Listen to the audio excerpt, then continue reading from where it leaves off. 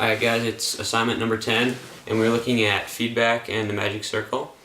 Looking at the games that we were given to play or watch gameplay of, I chose to watch the gameplay, and the one I'm going to focus on in this video is Hotline Miami. And I mean, visuals are important in all the games because without the visuals you couldn't play the game. And audio is important in a lot of the games, but it seems like it's especially important in Audio Surf because you have to upload your own audio. But with that being said, Hotline Miami, I think that the audio really adds to it because it gives you, like, I don't know, when you're playing Grand Theft Auto, it really reminded me of that, like an aerial view of when you first start out in the house, but like obviously on a smaller scale. But I think the music really and the audio adds to your gameplay experience. It's all pretty intuitive from watching it because the way you go about the game is, you know, you follow the little tips that it gives you in Hotline Miami, but it's pretty self-explanatory. You know, kill the bad guys. You have the narrator on the phone who tells you what your missions are, what to do. Very similar to Grand Theft Auto if you're playing like career mode. But most of these games, but especially Hotline Miami, seem to be very intuitive. Like you can just turn it on and start playing.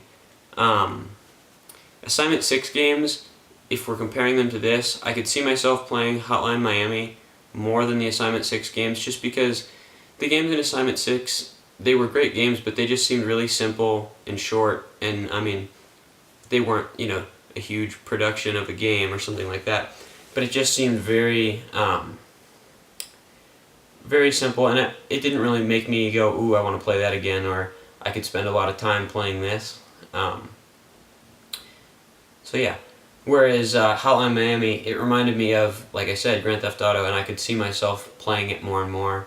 But I think overall, out of all these games, of the gameplays that I watched, Hotline Miami was put together the best and was the best game overall. If we're talking about the magic circle, you know, it's kind of like the sense of, at least what I got from it, entering a new world from, you know, your real life world. Like you come home from school and you've had your day interacting with real people, and then you sit down and turn on a game, let's say it's Skate 3 or Call of Duty or something like that, and you kind of enter this virtual world or like this other world, you know, so the magic circle is more of a difference from the real world to the gaming world, and how, you know, you can kind of put your day behind you and start off in like this new world and have a totally different experience from anything else in your day. When I think of Magic Circle, I think of Call of Duty just because that's my favorite game, and when I sit down and play it, you know, it's something that some people, I mean, obviously soldiers and military members and things, experience things like that in real life. But for me, somebody who's just an average guy, it's something that you don't experience in everyday life, so it's something completely different. And actually, this reminded me, speaking with my cousin who's in the Marines, who's been overseas 4 times now, he said even when he sits down to play, you know, there's similarities in it, but it's still this virtual experience. You know, the consequences aren't there, so it's completely different even from your real world day, even for somebody who does, you know, who has combat situations in their everyday life for a certain amount of time. So I think that really, for me, showed me what the magic circle is and how you can enter this virtual world from your real world or a different environment. So yeah, thanks for watching.